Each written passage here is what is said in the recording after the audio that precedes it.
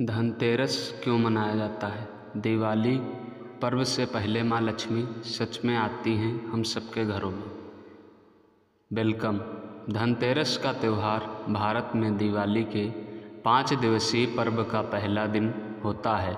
इसे धन त्रयोदशी या धन्वंतरि त्रयोदशी भी कहा जाता है। यह कार्तिक मास की कृष्ण पक्ष की त्रयोदशी तिथि को मनाया जाता है। इस दिन का खास महत्व है क्योंकि इसे धन, स्वास्थ्य और समृद्धि की कामना से जोड़ा जाता है। धनतेरस के दिन लोग विशेषकर नए बर्तन, सोने या चांदी के आभूषण खरीदते हैं। इस पर्व के पीछे कई ऐतिहासिक और पौराणिक कहानियाँ हैं जो इसकी महत्ता को और भी बढ़ाती हैं। धनतेरस का मुख्य रूप से संबंध भगवान धन्वंतरि से है, जिन्हें देवताओं का वैद्य माना जाता है। हिंदू मान्यता के अनुसार धन्वंतरि भगवान विष्णु के अवतार हैं और समुद्र मंथन के दौरान वह अमृत कलश लेकर प्रकट हुए थे। माना जाता है कि समुद्र मंथन के दौरान कई रत्न, अमृत और अद्भुत वस्तुएं प्राप्त हुई थी, लेकिन उनमें सबसे अधिक महत्वपूर्ण अमृत था जो अमरता प्रदान करता है। जब देवताओं और असुरों ने समुद्र मंथन किया तो धन्वंतरि अमृत कलश के साथ निकले।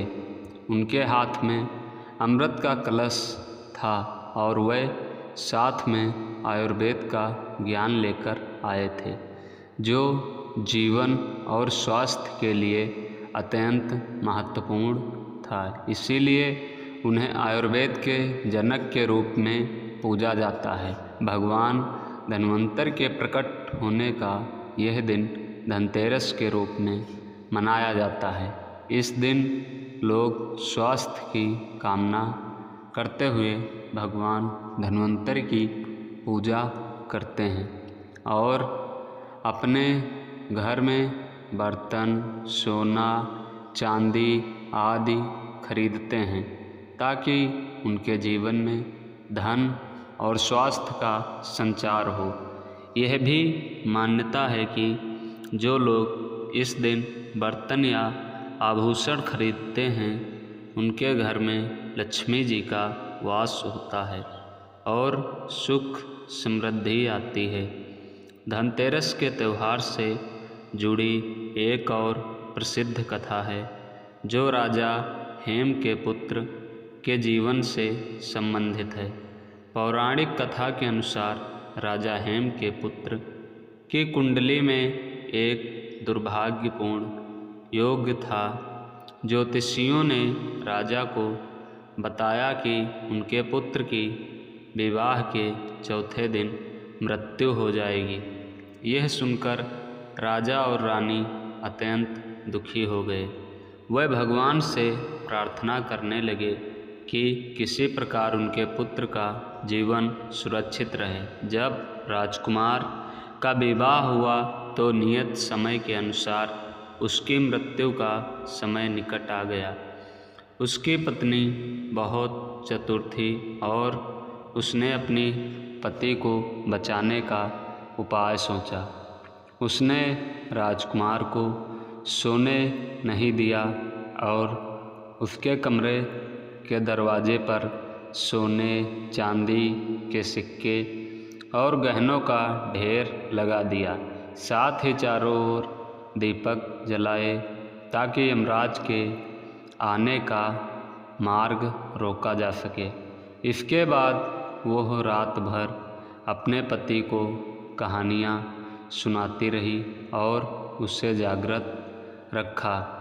जब यमराज प्रकट हुए तो दरवाजे के बाहर गहनों और दीपों की चमक ने उनका ध्यान आकर्षित किया।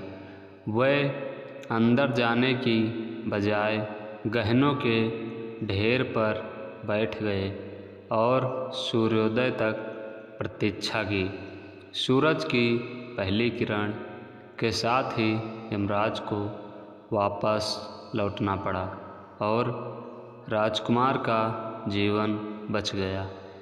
इस घटना के बाद यह मान्यता बनी कि धनतेरस के दिन दीप जलाने और आभूषणों की पूजा करने से यमराज प्रसन्न होते हैं और मृत्यु का संकट टल जाता है।